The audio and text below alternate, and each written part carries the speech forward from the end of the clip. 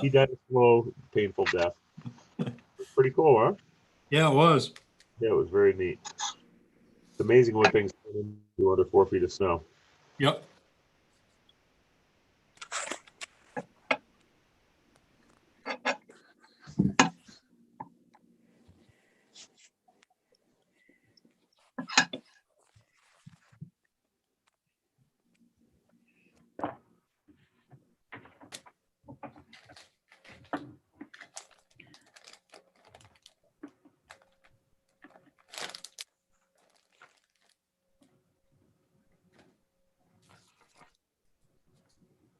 Hey folks, we're live.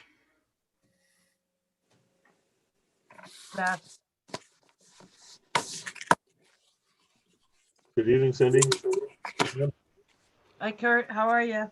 Well, how are you? Thanks. Good. How's it down there with all that snow? White and neat. Nice.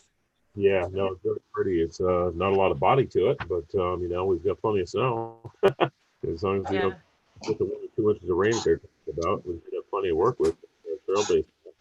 It looked like it softened up today. I saw pictures of our groomer out, and they went with a compactor bar during the weekend, but today they went out with the lightweight drag, and it looked like it was making a pretty good trail. Nice. Yeah, So, I saw a picture that was posted. It looked really good. yeah. So, you know, I mean, it needs to be laid down. You know, we get this much rain coming in. Is it smarter to lay it down, or is it wiser to leave it lay on the side of the trail so you can pull it in when it's damp? You know, tough call. I don't know. I mean, I think the compacted snow probably will handle the rain better than the loose snow, but Yeah, I know what you're saying, but you know, some areas, I mean, geez, there's not much body to it in the upper elevations, you know, just because of the temperature. But I know it's always been we've always tried to lay it down before the rain to help hold it together. You know, but that's when we usually have some sort of a base established. No, it was a question that was brought up to me earlier by somebody else who wasn't sure if they should go out and groom it or if they should just let them commence to continue to pound it up. And I said, well, I'll leave that decision to you guys.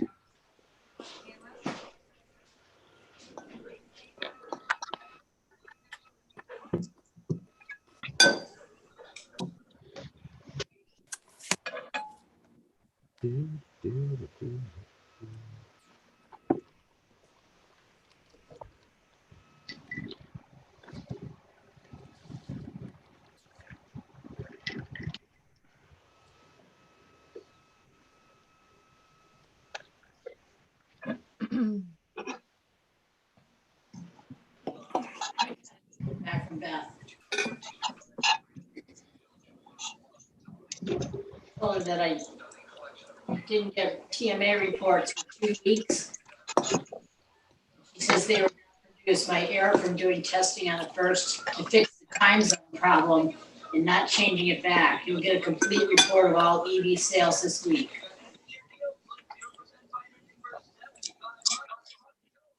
Cindy, let me know if you need any help with guests, names or anything. Oh, You're on mute, but meeting. So.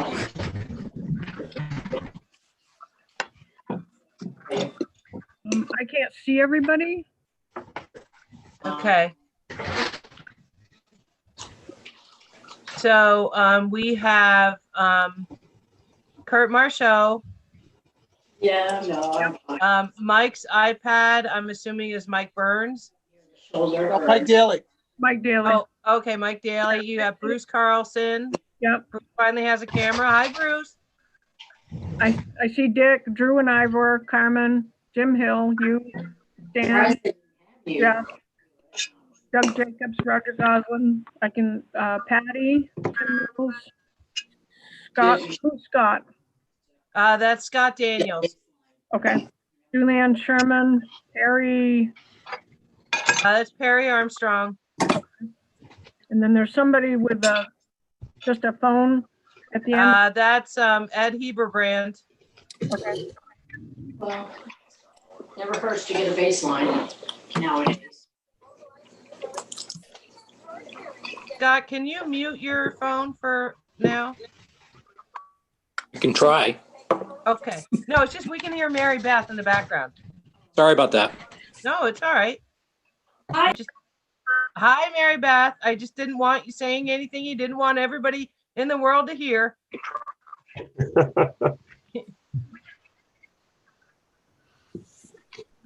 So just a reminder, we are also live streaming on YouTube, everyone. All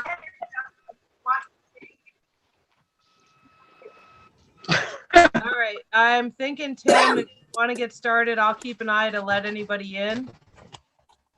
All right, sounds good. It's 6:00 p.m. We'll call the meeting to order. You're already working on the visitors with Cindy and the guests. Yeah, everybody's attendance. Yep. All right. Approval of the agenda. Could I get a motion? I'll make a motion to approve the agenda. Lamoille, second. Wait, So Cindy, that's Rutland made the motion and Orange second. No, I'm sorry, Lamoille second. we need to add one item on the agenda. Okay, Jim. New business E, need to elect trustees for the Snow Trails Conservancy.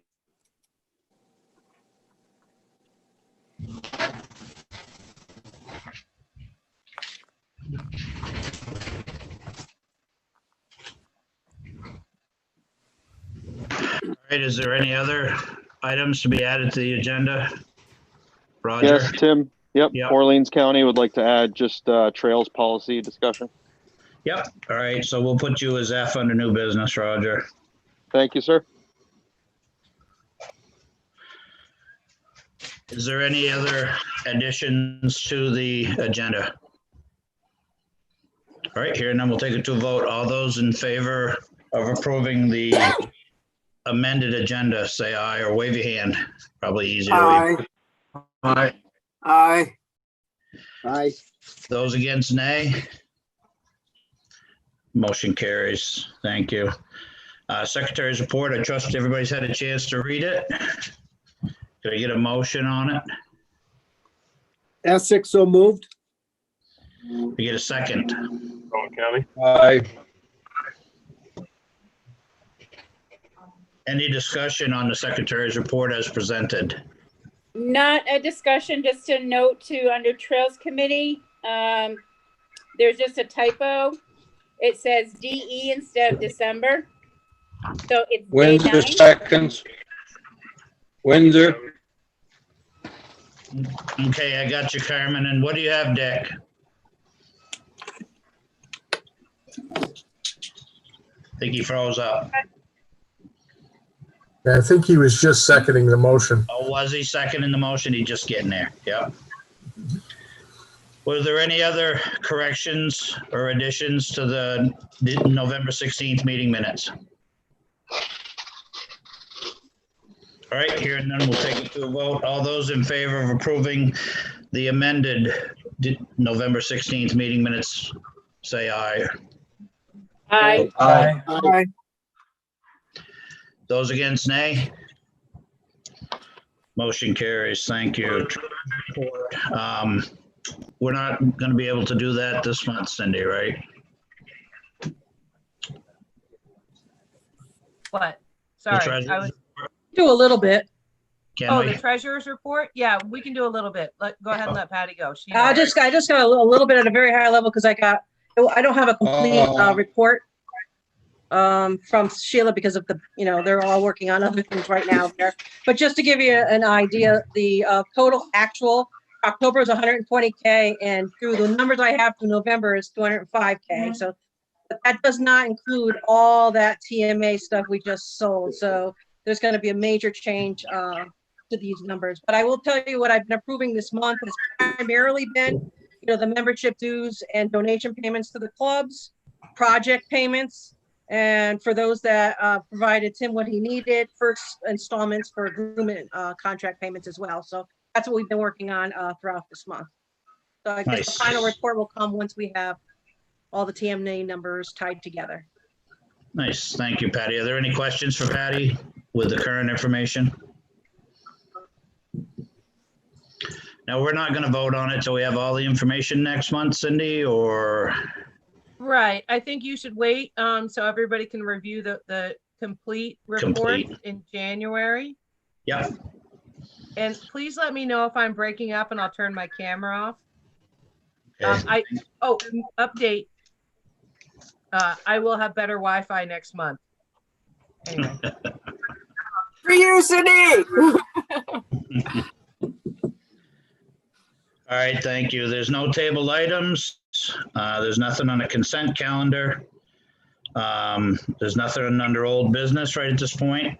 So we'll go into number 9, new business, snowmobile exhaust law changes. Pat? Just an update that the Governor's Council is still moving ahead on changing that verbiage. I believe it was included in the package. Was it, Cindy? Yes, the governor's report. Yes. Yeah. So the wording is basically going to be if it's not a SSCC certified exhaust system, it will be illegal. Yes.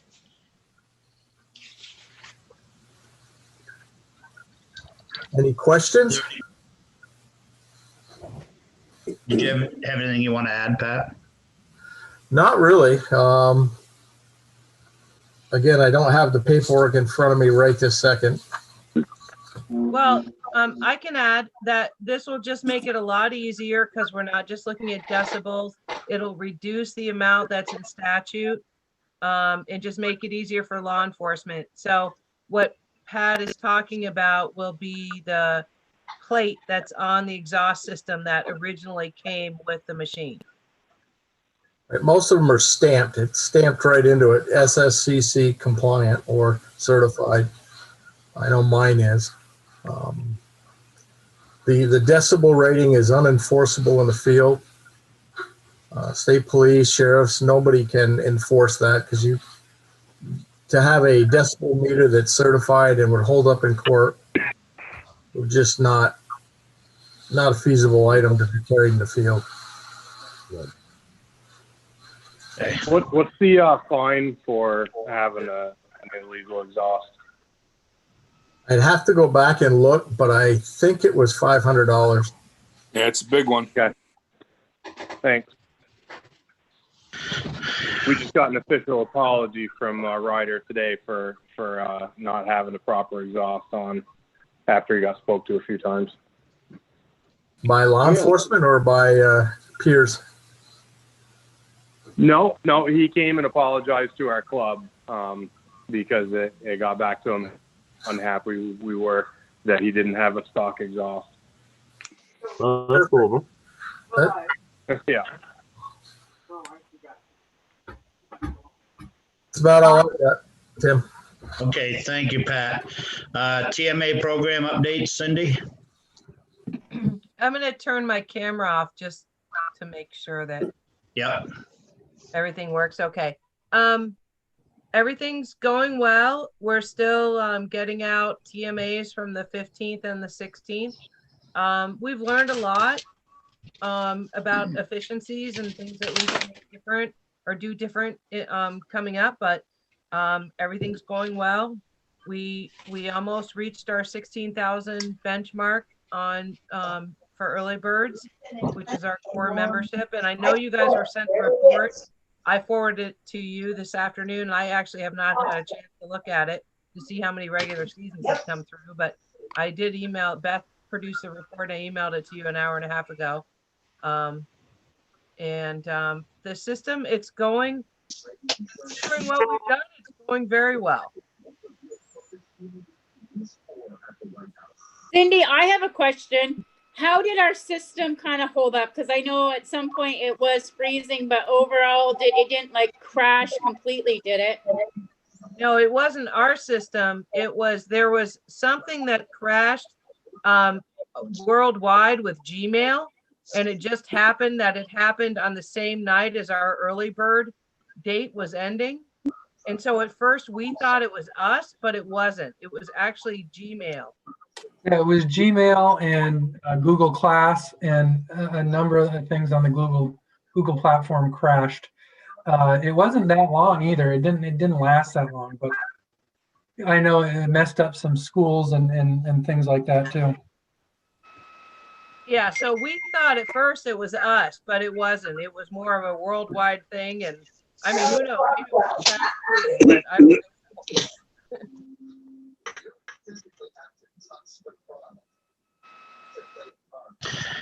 Are there any other questions for Cindy on the TMA programs? So, yeah, I got one. So, Cindy, as far as dealing with all of the different, Good girl. Come here. Come here. you guys, what are your thoughts about streamlining the many different types of TMAs for next year to make it easier? Hang on a second, Kurt. I'm going to ask you to re-ask. Can everybody mute if you're not talking? Can you mute? That would be great because we're getting a lot of feedback. All right. I'm sorry, Kurt. What was your question? So basically, with all the different types of TMAs we have, how do you feel that we could improve the system? Streamlining the number of different types of TMAs down to fewer numbers? Yeah, well, there are a few ways, and the Long Range Planning Committee is going to be meeting soon about this. We've been kind of monitoring it, and Mark's the chair of that, so Mark can speak to that as well. But we're looking at, there are a few ways we can streamline it. One is, do we really need to have numbers? Assign people early bird or regular season numbers to attach with the TMAs. That's one way we can streamline it. There are a few different ways we're looking at streamlining the way we do the mailing. Right now, there's a lot of pieces that go into it. So I've been in touch with DMV to see how they do their registrations, how they do that, that self mailer we all get with the sticker we pull off and then we keep the other piece.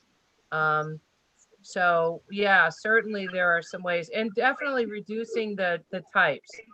The registered, not registered in Vermont. And then there's all those other little ones that you don't realize. People think we only have 4 different types of TMAs. We don't. We have like 12. And Right. so there is definitely a lot, and the Long Range Planning Committee is monitoring that and going to be working on that this winter. And then coming to the board in the fall, and not just with the recommendation, but to work with them too, I think. Mark, anything I left out? Very good. No. Yeah, there are a couple of things that we're looking at. For one thing, we knew that taking the work that 125 clubs and unknown number of vendors were doing in centralizing it was going to cause a lot of work, but we didn't feel we could really adjust the way things were being done until we knew exactly what it was going to be. So we've got a great idea, obviously. Took me back to my beginning days of working in the state print shop, doing a lot of hand folding and envelope stuffing. But like Cindy said, we're going to look at doing something like close to maybe what motor vehicles does with the registration stickers. A one pager with your TMA and your sticker right on it, and we don't have to stuff the letter explaining the TMAs and the TMAs and another letter into an envelope that we had to label with so there's a lot of processes there that we're going to be looking at and streamlining just on the process side. As far as looking at the different types of TMAs, that's another thing which obviously would require changes at the board level.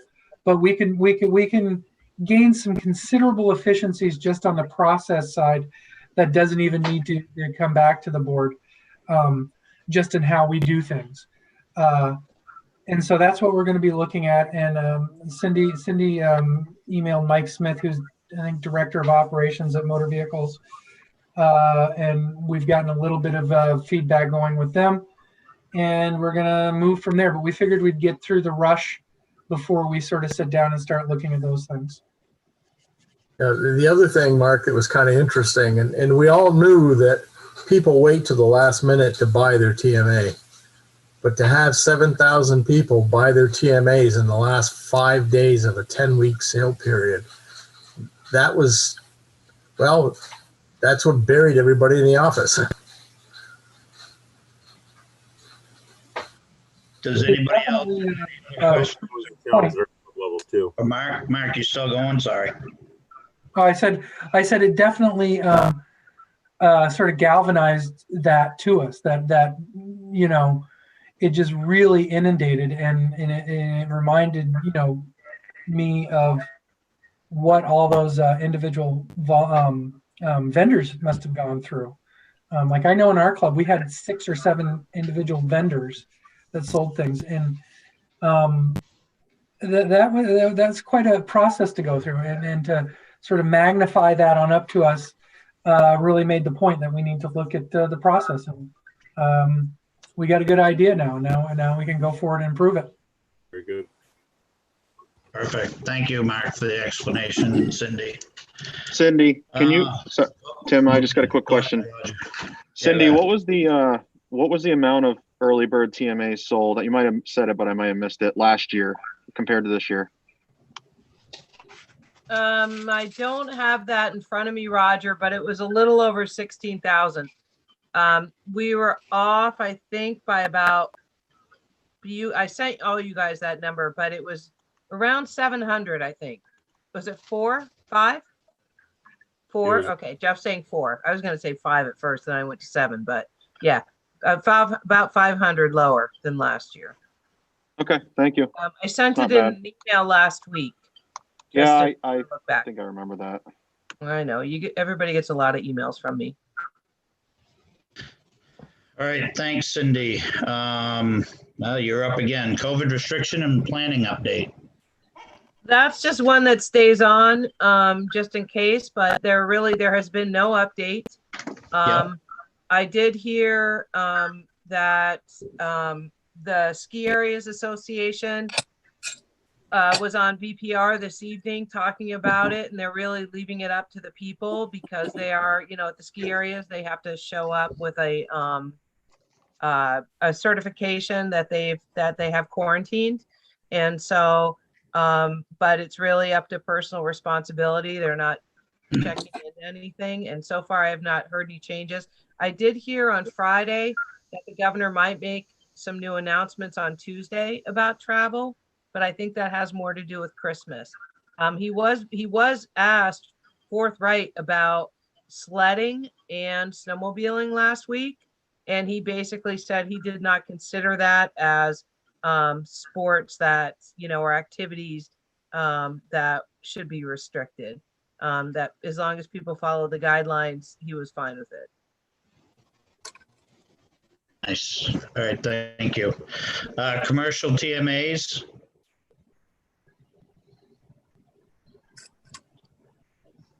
That's Howard Smith of Snowmobile, Vermont.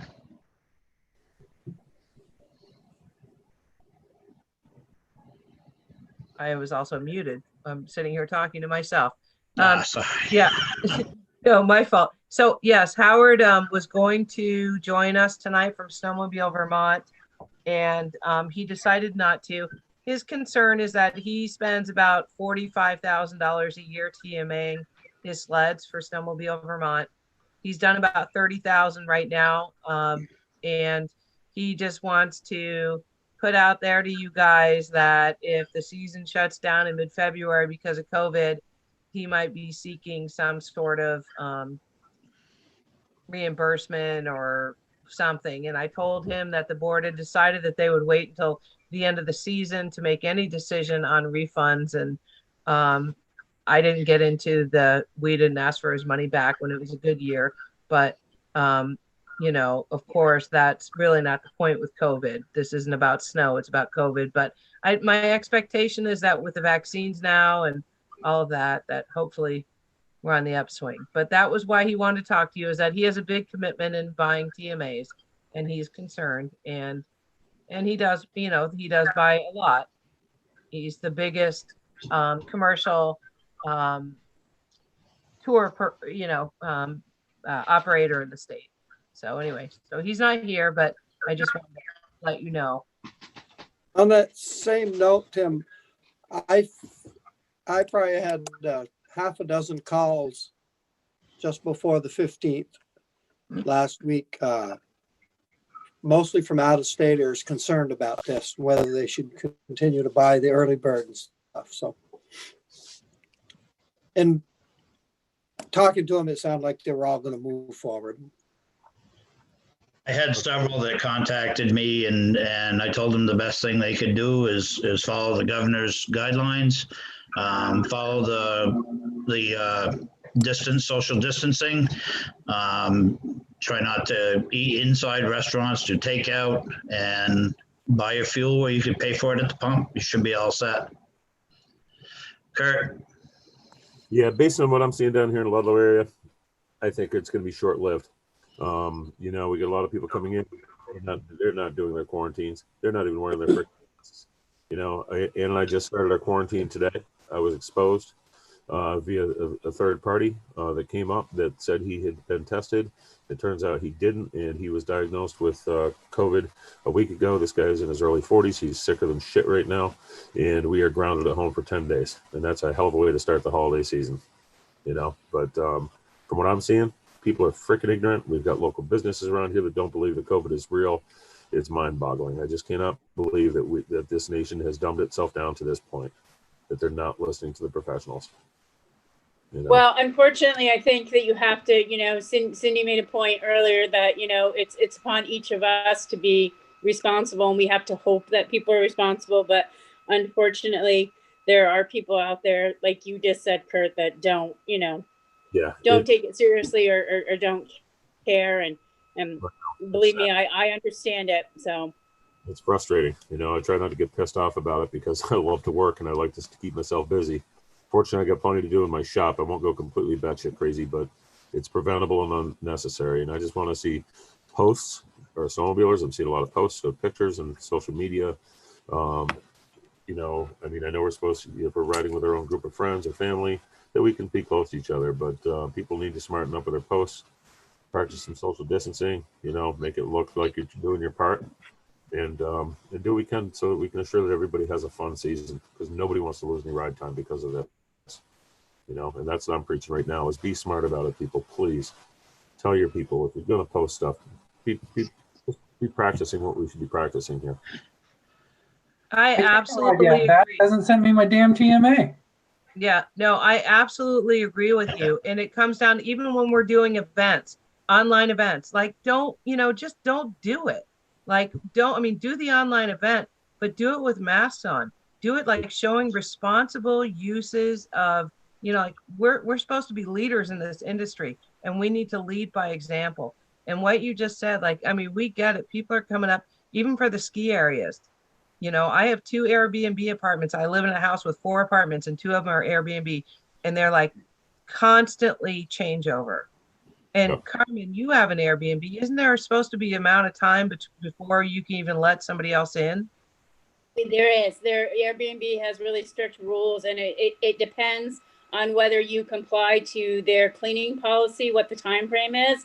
If you choose not to comply with their cleaning policy, it's supposed to be 72 hours, which is 3 days in between. If you comply with their cleaning policy, it's 24 hours. Yeah, well, I have people checking out at 10 and people checking in at 4. Yeah, that's not in compliance. And honestly, you can report that to Airbnb. And that's not me. I'm not running an Airbnb. I comply because that is a huge source of income for me. So for me, that would be like losing my job. So what is my job? My job. So Right. I would be losing part of my job because it's a huge source. So I'm very strict about it and comply with it. You know, obviously, you know, my mom isn't involved with it. You know, but it does suck.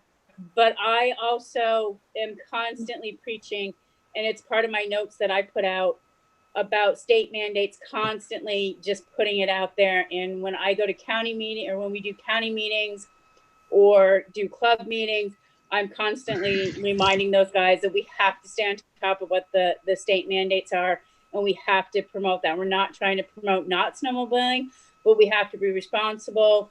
I mean, I've heard comments locally, and I just say, I don't want to hear it. I don't need to be a part of it.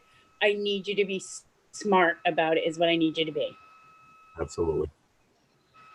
Because I can't afford to be sick, and I don't want to be, you know, I wouldn't want to be in your situation, Kurt.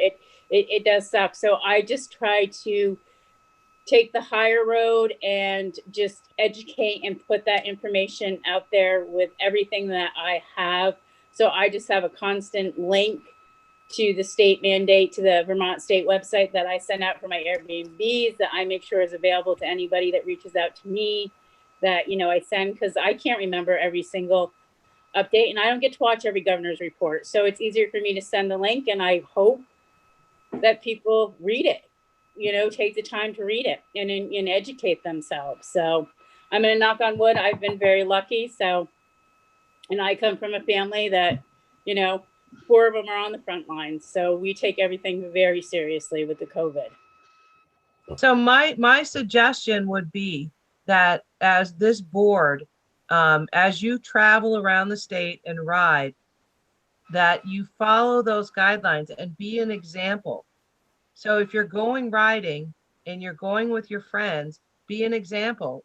Put your mask on when you're at a junction. Take a picture of that and post it. Absolutely. You know? And make sure when you stop, before you take a picture, ask people to put their masks on. Before you send us pictures for the magazine, we're not putting pictures in the magazine right now of groups of people that don't have masks on. Just like we don't when people have beers in hand. You know, that is not following, that's not leadership. And so please follow those guidelines and let Kurt be the example. And I'm so sorry for you. It is what it is, you know. I mean, it could be worse, I guess. You know, it's tough. I mean, I understand where, you know, there's a certain contingent of people that don't believe in science in this country. You know, it's an invisible invader, and there's a lot of people that they don't know anybody, or are not directly affected, or have been impacted, or the communities have been impacted by COVID. But you know, and it's sad. But the only way we're going to get beyond this is to stay smart, and we will be smart about it. And just gotta suck it up and go make some sawdust in the shop. That's all. Well, I wish you the best of luck, you and Ann, Kurt, and I hope that, you know, everything is your test is negative and you guys come out, you know, on the other end, the good side of things. So thank you. All right, let's move on to E. Trustees for the Snow Trails Conservancy, Jim. You're muted. You're muted, Jim. Sorry about that. There we go. Yeah, that's all right. Every 5 years, the board is supposed to elect trustees. All of the existing trustees are willing to serve another term. And that's about it. What? Who are those trustees now, So- if I may? Trustees right now are myself, Pat Poulin, Stan Troinier, Greg Rulo, Frank Stanley. Who am I missing? Me, and I resign. Cindy. Mark. And Mark Ellingwood. What's the process that's involved? Just need a motion to approve. Okay. I made a motion that we approve the existing board to serve another term. I'll second it, Lamoille. Any discussion on that? Here, none, we'll take it to a vote. Cindy, you're not allowed to quit. Here, none, we'll take it to a vote. All those in favor say aye. Aye. Those against, nay. Motion carries. Thank you, Jim, and everybody else who serves on that committee. Yes, thank you, guys. F trail policy, Roger. All right. So I basically emailed everybody today. I'm sorry it didn't happen sooner. I had to do some research before I put this all together. So I'm sure you guys have all hopefully read some of that, but basically the gist of the email was to just get more information to see if the trails policy that we voted on in the May board meeting, we had talked about the qualifications to receive an equipment grant were 4,000 hours and 8 years. And I will readily admit I missed that. And when we made the motion to vote, I certainly would have called for this discussion at that point. But After talking to a few people, also missed that. I figured I'd bring it back up. Matt's email was very informative as far as kind of why he made the decision that he made. I still personally think it's too high. I don't know what the process would be to move from this point, but certainly I'd like to hear from other directors that have been here longer than I have and have more experience with this. I would like to hear, you know, if you think that it's a fair number, if it's too high, or if we should change and to or, so it says Vermont, so it says 4,000 hours or 8 years instead of and 8 years. And if there's any questions, I'm sure some of you may not have read that entire email because it got kind of sent out in the afternoon. I can do my best to answer them, or Matt can.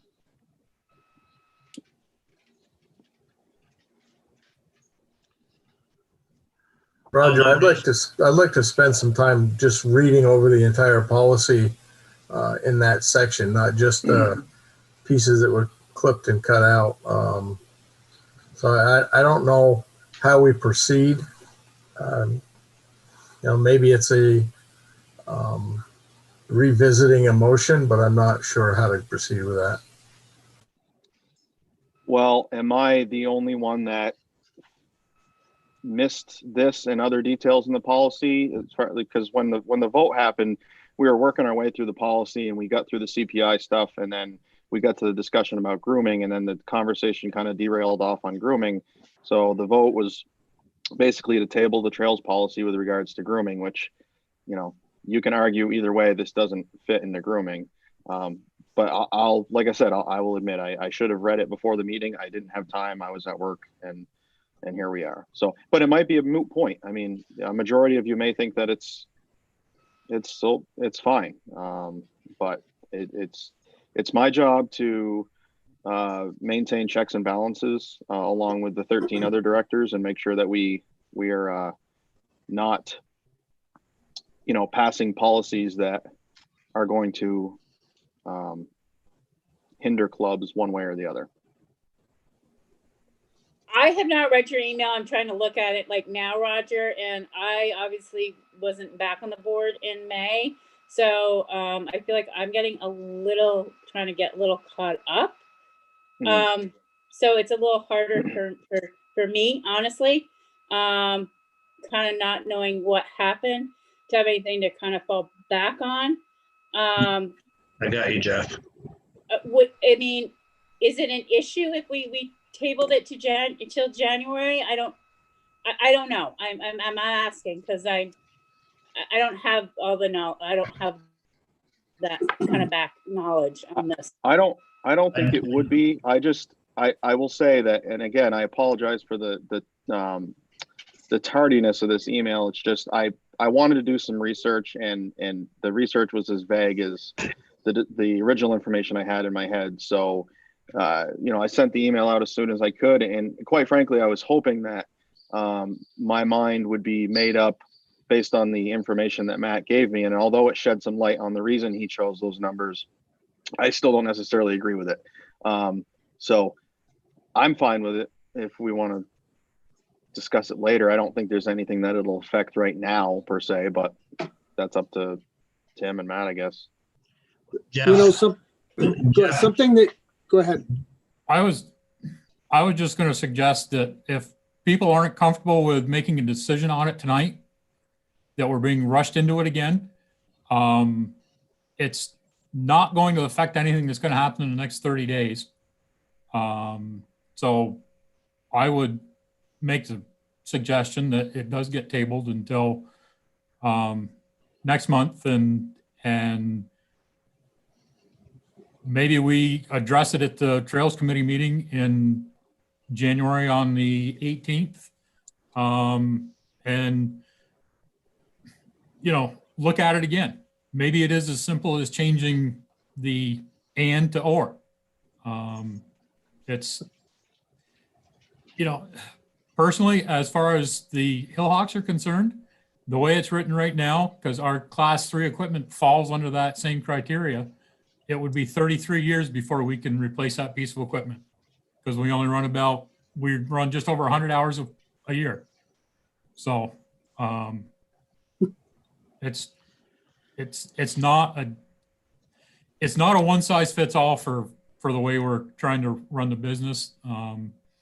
So maybe it's something that needs a little more thought before we jump into anything tonight. Mike, So, Jeff, something I'd like to add to that is that it came up today from Matt, and I think it's really important that VAST gets involved in people trading machines, because the wholesalers just bend you over with the trade-ins. And if we could take a nice piece of equipment, let's say if Derby had one that was in great shape, and find someone, another club in Vermont, and help broker that sale and cut out the middleman, everybody would save a lot of money. Absolutely. they would. Matt, what would you like to add to this? I'm just going to keep my mouth shut because it's not going to be good what I say, honestly. So I'm just going to refrain and just shut my mouth. I'll talk. I'll say something. So one is, I don't think you need to table it because there's been no motion or anything. So we could just add it to the agenda for next month. But I will say that policy was approved by the Trails Committee. And so if people have issues at the board level with decisions that are made at the Trails Committee, maybe they should look at who they're appointing to the Trails Committee. And I'm not saying that that's such a bad thing, but the Trails coordinator position is probably the busiest position that each club has, or that each county has. That's the busiest job, is the Trails coordinator. And so I would say that for some counties, it might be a good idea to have 2 trail coordinators to split some of that work up.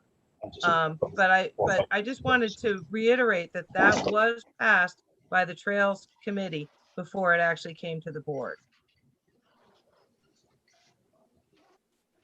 So I don't think we need to table it, but we could certainly bring it back, or bring it back to the Trails Committee and then to the board again. But it was already passed by the Trails Committee. And it was passed by the board. Yeah, and I was listening to the minutes from that meeting. That was the one, Carmen, that you were actually there. You asked a couple of questions at the beginning, but you weren't yet director. And so fairness that you were not really paying attention to the whole thing. It was not your responsibility to pay attention to the whole thing at that point. No, I would like to hear from Matt. I mean, Matt's an employee of this organization, and if you are afraid to say something, it's not going to bother me. I've got broad shoulders. I'd like to hear from Matt. I agree. I just think it needs to be looked at by other people, I guess. So it's no matter what I do, it's not good enough. So somebody else may as well look at it. That's how I feel. It's never good enough. Everybody wants more. You only have so much money.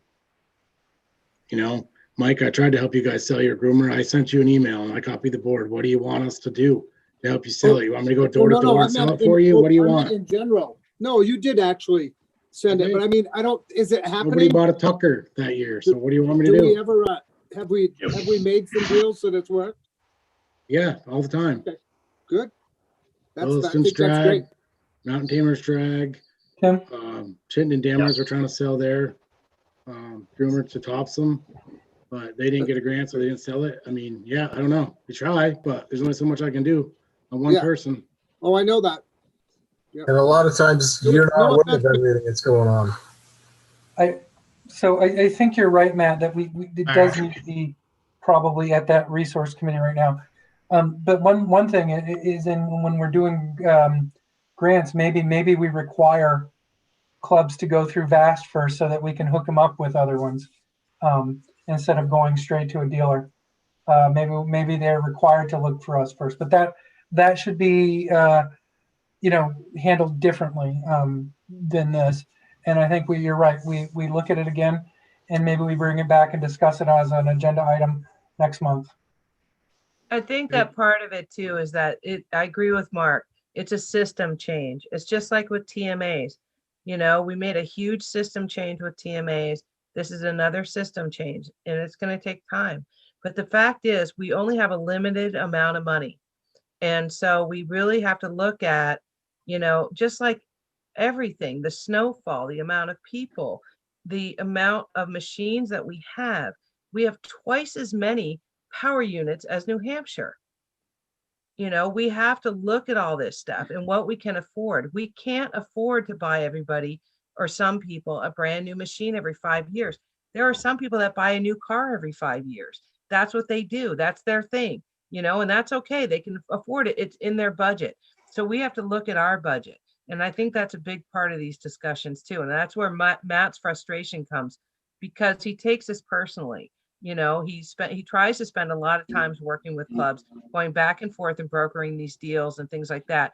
And then these guys that sell these machines, like, whether it's a Tucker or a Piston Bully or whoever it is, will buy them low and sell them high. And we're doing grants sometimes for the same machine 3 times.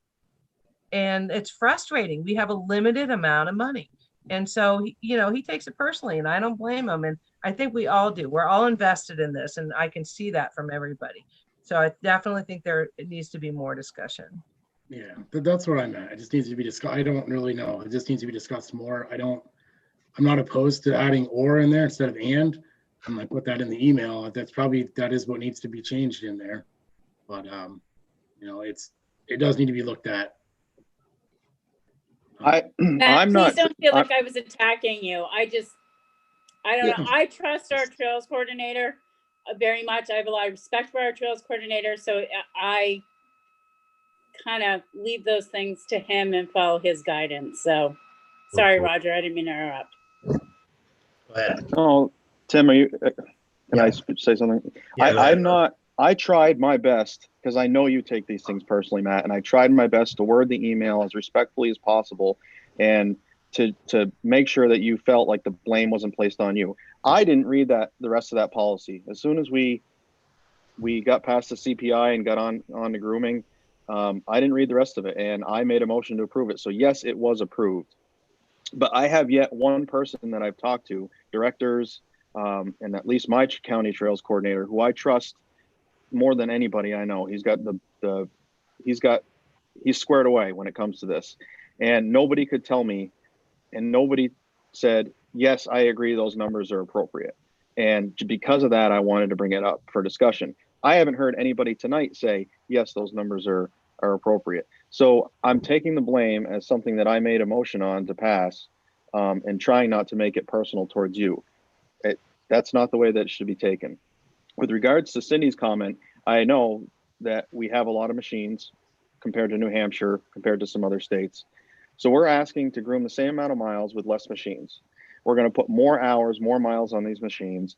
And one thing that nobody has even talked about that I didn't even put in my email was the amount of downtime that happens when these machines now start breaking down and we have to fix them. And now we got to wait for parts from Maine. We got to wait for parts from Canada. All that stuff needs to be taken into effect.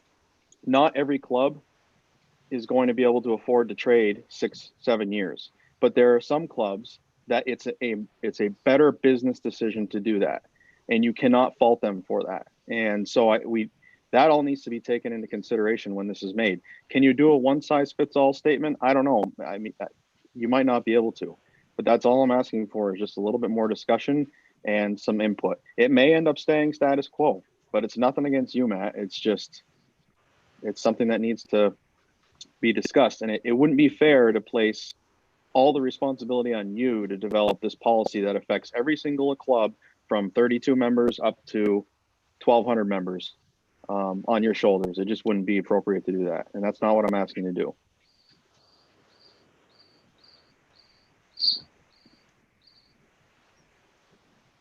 So what's the consensus? Do we want to have the Trails Committee look at it over again?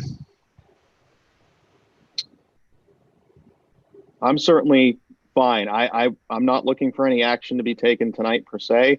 Just wanted to throw it out there for maybe a little bit of discussion. I was hoping maybe a small amount of discussion would clear it up and just put it to bed tonight, but it doesn't seem like it's going to be that way. I'm hearing literal crickets from everybody out there that's, that doesn't have any input. So I think everybody has a different viewpoint on it too, Roger.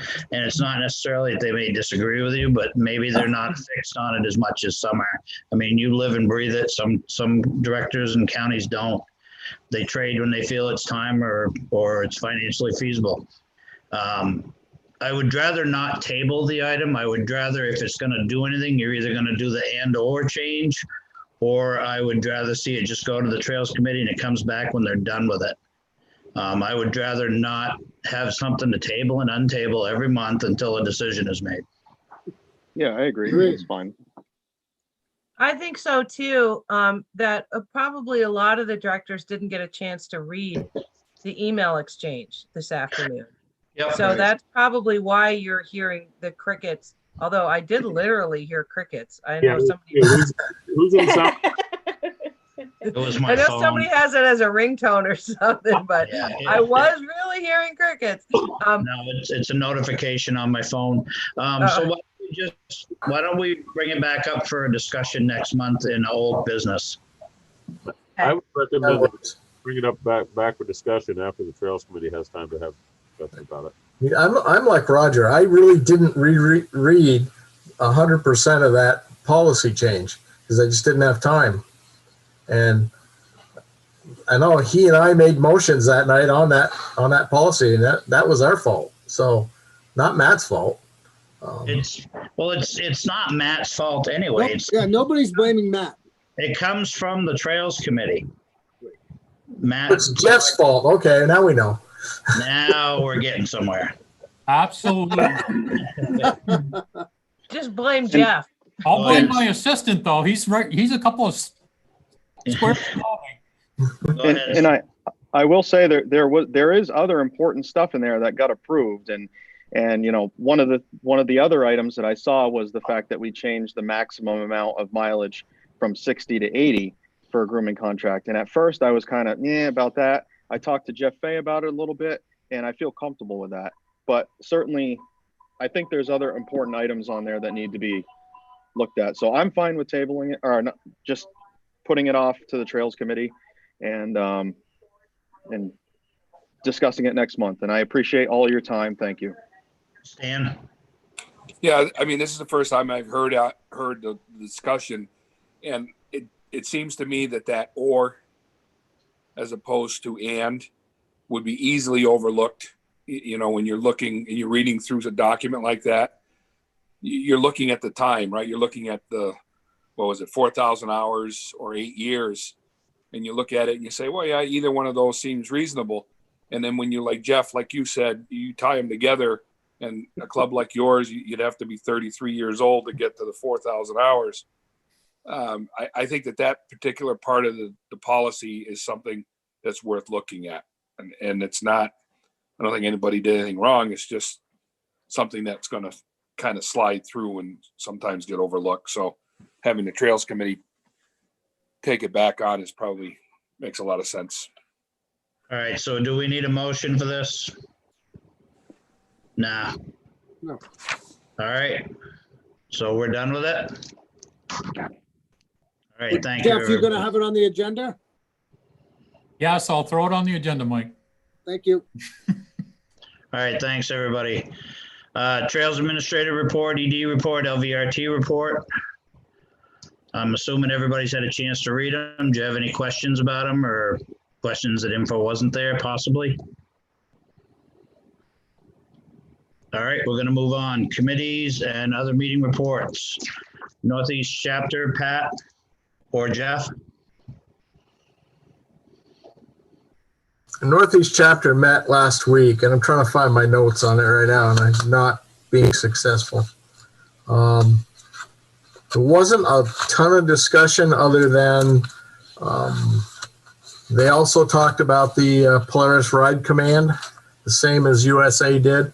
And there's going to be a little bit more investigation by people who are closer to Polaris from the Northeast Chapter. Nova Scotia is grooming, so is New Brunswick and parts of Maine, and that was before the big storm. So there is some snowmobiling in other parts of the Northeast. Other than Matt, what was the discussion for Ride Command? What was that about? well, it started out with a request from Polaris to Minnesota to update their information. And Minnesota said, we never gave you any information. I don't know where you got it. The information they had was 5 years old, and a lot of trails have changed. A couple of bridges are no longer there. So they've got a lot of bad information. And from what I understand, Polaris Ride Command updates from the riders. So Polaris is actually uploading your information as you ride the trails, and that's where they get the information.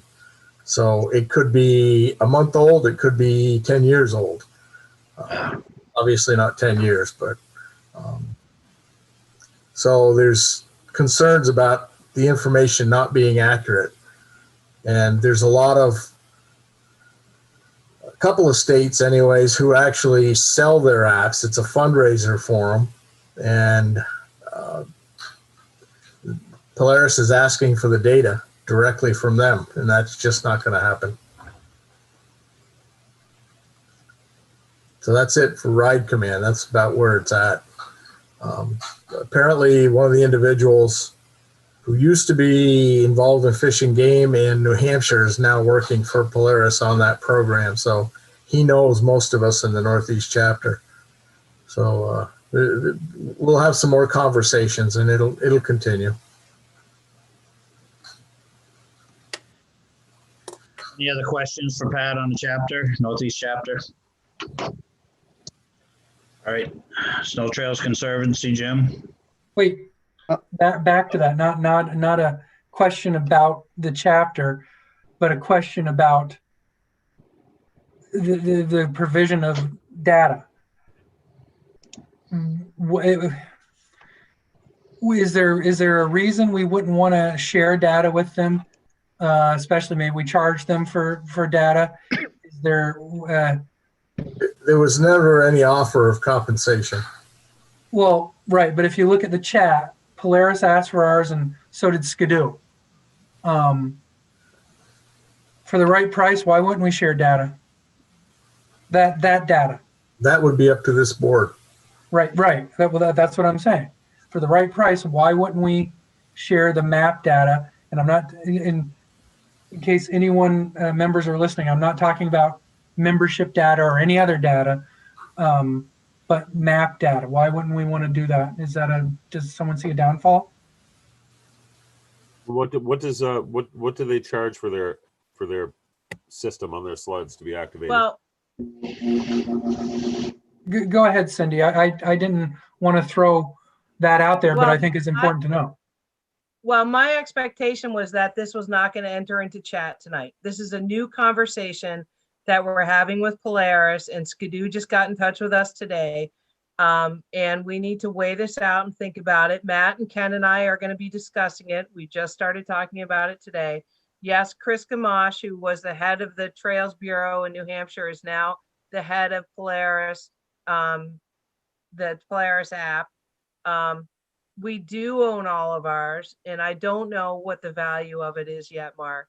That would be a decision that the board would have to make, but internally we need to meet about that. I think that the thing about allowing someone to use our data is that how much time would it take us to keep that updated? How could we rely on them to make sure that everything was updated? Our trails only exist in the winter time.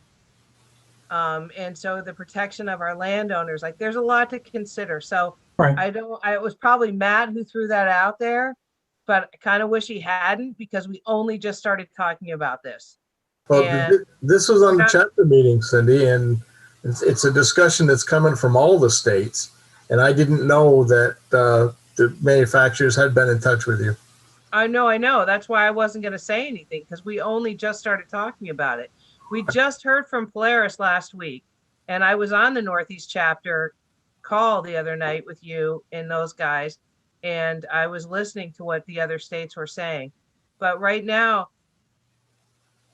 we own what we have, and we have to protect our landowners and our clubs. And my fear would be that we would have to continue to update them, and that we would have to make sure that their data that we're giving them is correct.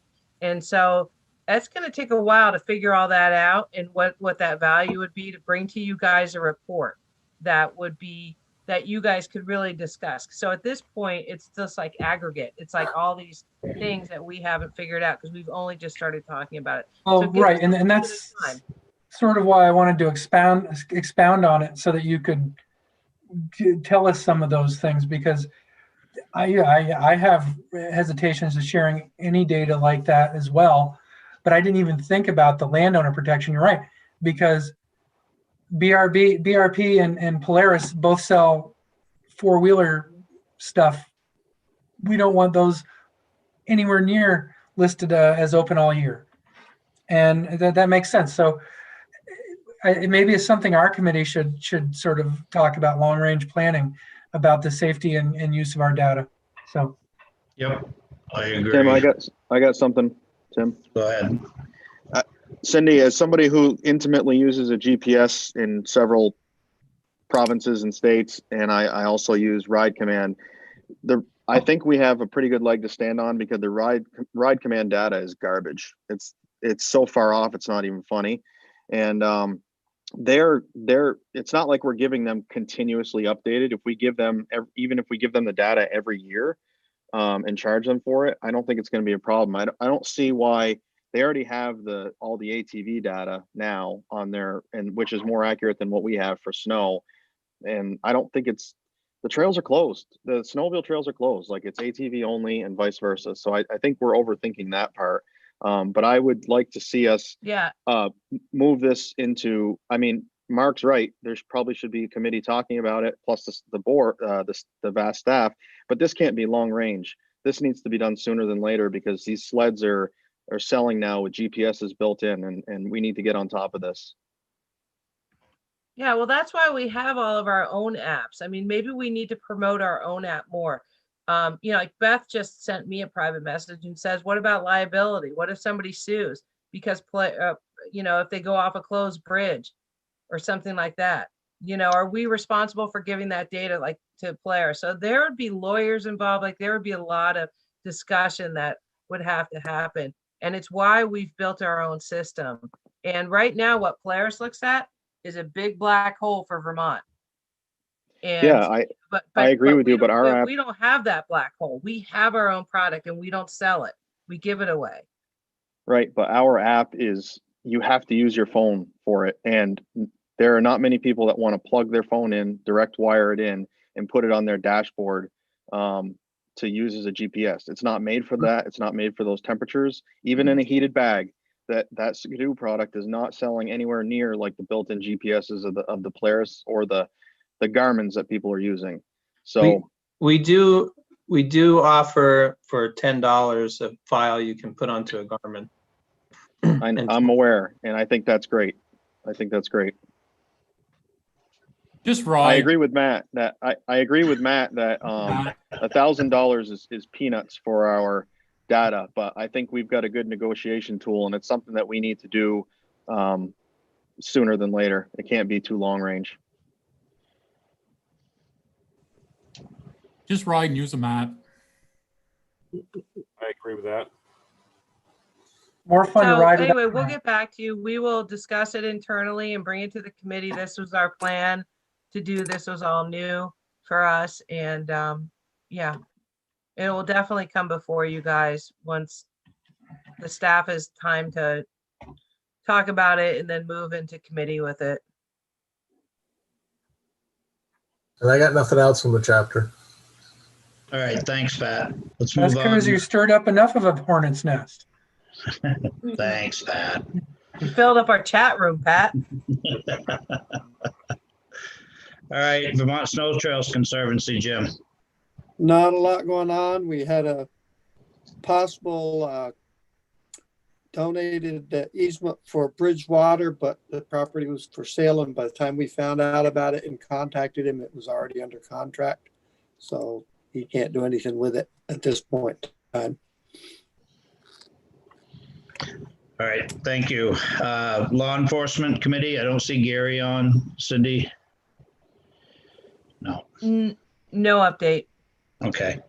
LVRT, Ken, anything you want to add?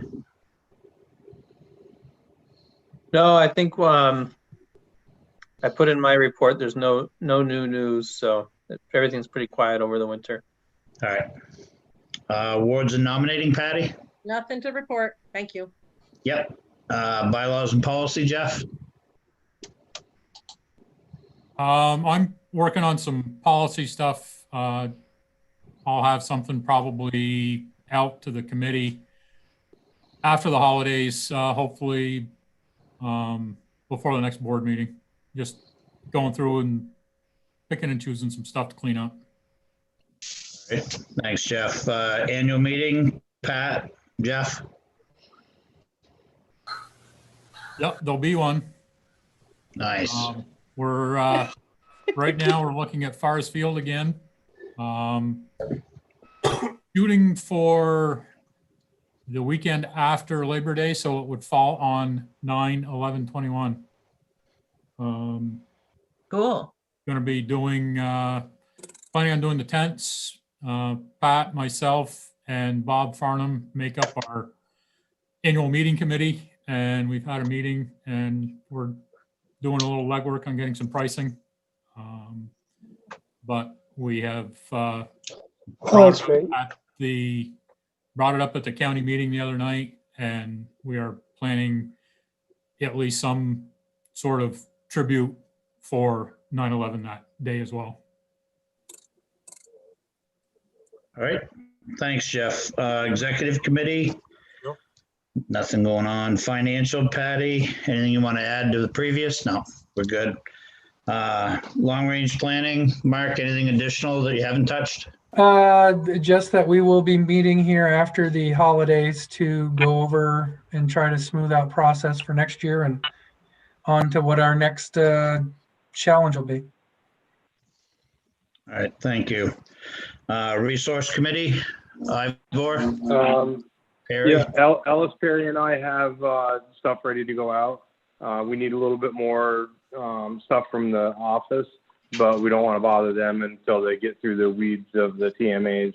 So as soon as they're over that bridge, then we'll get everything out.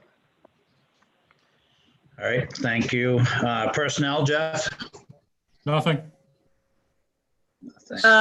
Nothing personal. Just if I could back up to the resource committee, Yep. We're going to be out of the weeds in about 2 days. So don't feel like there's nothing that, anything that you can't send to us if you guys need anything. All right. Even if you want to wait till after Christmas, I know it's Christmas week. But next week we should be able to help with anything that you need. Okay, perfect. We just need the email list, the grand email list. All right. Okay. Thanks. Tim. Oh, sorry, Roger, you had a question? Yeah, I was going to, if there was no report, I was going to kindly ask the resource committee what was taking so long as far as getting us any sort of information, but I'm glad to hear they're working on it. Is there only 2 people working on this?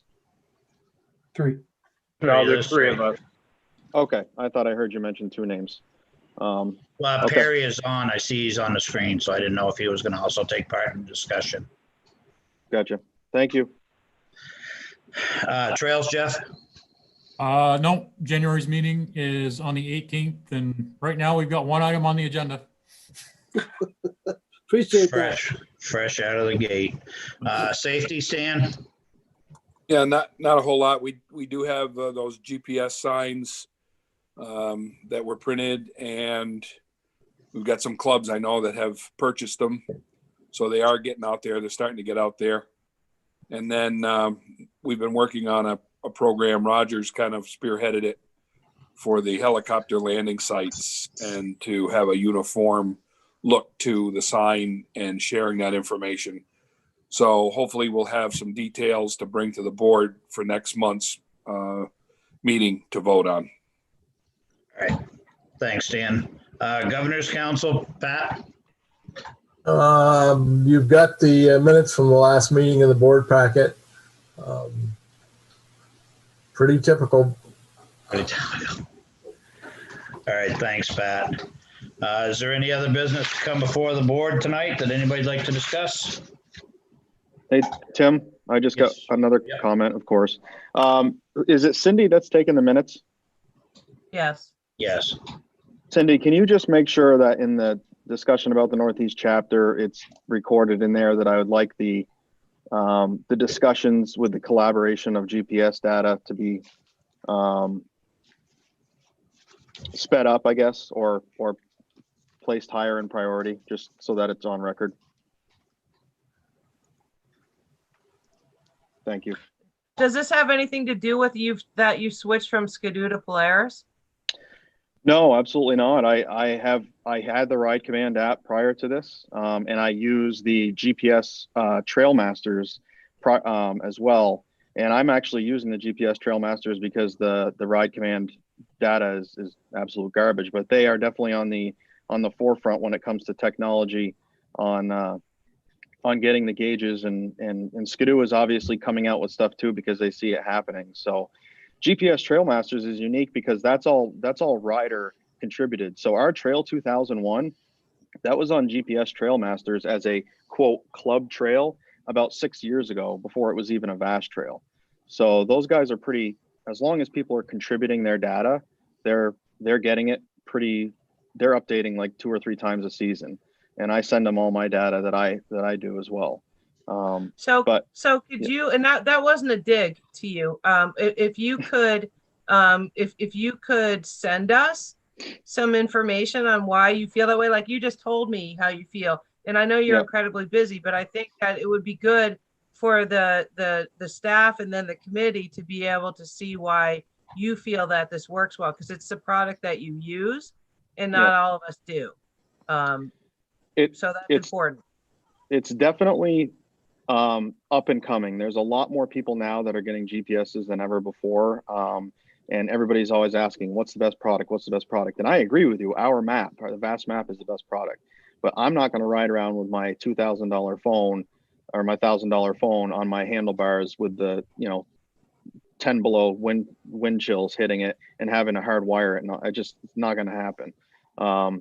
And a lot of people want something a little bit more reliable than their phone as a GPS because they want it to be fully charged. And if it's cold enough, even if you have it direct wired in, it's not going to actually gain any battery percentage. It just stays the same. So yeah, I can compile something for you. I'm working on the back end of it with my contact with Polaris to kind of push it. And I've already had the discussions with him as far as VAST is not going to give this for free, nor should they have to. So Polaris should be willing to pay for it, I would say. So that's all. Thank you. Give us a couple slides to raffle off. Thank you. The problem I see with any of this, if it gets in the hands of Polaris, if it gets in the hands of BRP, our landowners are going to hate us because it's going to be available all year long, and it's going to cross over to the ATVs and the UTVs. Yep, our app is available all year long as an application, but we also make it known that our trails don't exist after April 15th. Whereas I don't believe Polaris or BRP are going to do the same thing. So it's I don't agree with that. Our data, other than the app, our data is already out there. There's GPSs all over the place with it on it. I mean, and yes, some of the Polaris Ride Command trails they've got a full state worth of data. It's just wrong. And to me, that's worse to have that wrong information out there than it is to have the accurate information. Right. Well, even the state does that. They use that trail finder. That's one of the worst things out there. And that's what the state of Vermont uses. I think it would take a lot of lawyers having to, I think it's going to be a bigger thing than just saying, okay, write us a check for $1,000 or $5,000 Polaris, and you can use our data and we'll give it to you 3 times a year. I think it's going to take us a while to get to a place where we feel comfortable. But it's not to say that it's not worth looking into. I mean, to me, I don't need something that's going to tell me turn by turn while I'm riding. I get off and I look at it when I'm at a junction. But I'm an old lady, so maybe that's just me. Well, it's and Maybe there's that more doesn't mean that's the way of the future. there's more to it than that, because now they're integrating rider groups, and it's all about the technology now. And now you can see your buddies that have the same app or the same GPSs. You can see those guys on the trails and where they are. If you're going to meet up with them, you can track your rides. People love tracking their rides, which I know they can do with the Vast app, and sharing it. It's something we need to embrace, and I agree with you. It needs to be well thought out, but it's something that should be, certainly amongst the million other things that we have to talk about, it should be prioritized. And I'm glad to hear that Gamache is reaching out to you. That's good news. I just want to chime in real quick too. I want to agree with Roger 100% on this. A lot of folks on this board, I know, probably never use a GPS, or it's not something that they've ever been interested in or tried. But it is definitely, I mean, whenever I'm out there, I see a ton of sleds that have them, and I really think that the sport is going that way, because a lot of people that didn't want to ride before, that were worried about folding up a map and everything, all of a sudden, I mean, they have turn by turn, and they'll go and explore a place that they never thought that they would before. So I can't agree with him more. I really think that this is an issue that Vast really should put on the front burner. Yeah, I mean, again, I want to say we have to embrace it rather than just say no and ignore it, because it's not going to go away. But there are issues to think about, which is why I'm glad it sort of got brought up, so that we can look at it and address it from here. It's not going to go away, and I'd rather it be us controlling how it's used than someone just taking the data, like Roger said, and they have wrong data. I mean, it's better if it's correct. We just got to figure out how to do it. And to say it has to be sooner or later, it just sort of came up and slapped us across the head. So we can only, it's not like we can do anything, get together tomorrow and have a decision out by Wednesday. We'll just have to, we have to take it serious and start looking at it. So. Pretty sad that you got to rely on a piece of electronics to do your turn by turn for you when you're out riding your sled. Sorry. That's not the case, Jeff. I'm telling you, it's more than turn by turn directions. And if you're in an area that you don't know, and you say, I want to go to Belmont General Store, you type that in there, and it tells you by Vast Trail, it is 30 to 40 miles away, and you can make it, and you know that you've got that much gas. It's so much more. I rarely use the turn by turn directions. I usually have it on, especially when I'm in an area that I don't know. But I also don't rely on Google Maps for my turn by turn all the time in the vehicle. You have to use common sense, paper maps. It all goes together. And if we don't embrace this, and I'm not expecting a decision to be made tomorrow or next week or next month, if we don't embrace this and get ahead of it, we're going to be behind everybody else. And we need to sell our trails, our products. And it doesn't make sense just because one person doesn't enjoy doing it like that. It doesn't make sense that, I could just say, someone needs a frickin' Polaris to ride. Who likes Polaris? Screw them. Hey. All right, it's not about Polaris. It's the longest governor's I'm just council kidding. report that Pat has ever given. No, I would personally, it's about embracing technology. That is a chapter report. Oh, I don't know. Yeah, and it might actually help us from the liability standpoint too, because we could put in our rules and disclaimers in there about trails being only open from from December 16th to April 15th, and whereas the other information may not be right. And I think with Roger, I agree that you use their information and it's not very up to date. And we do use GPS when we're in Canada a lot, and you kind of, you don't think about it when you're riding your trails and your trail system, and you don't need it. You're not going to use it. But I mean, when we're in Canada, you're looking for gas, you're looking for someplace to eat. It's a big help.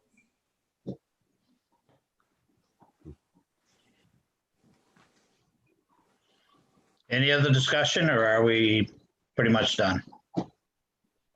We went off the trail with this. We got lost. We did. You didn't look at the Was Jeff GPS. leading?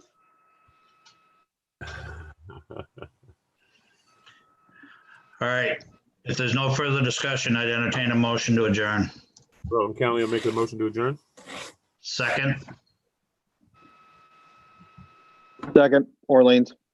All right, Rutland and then Orleans, Cindy. I want to wish everybody a Merry Christmas and Happy Holidays. Be safe out there, people. Same to you. Get well.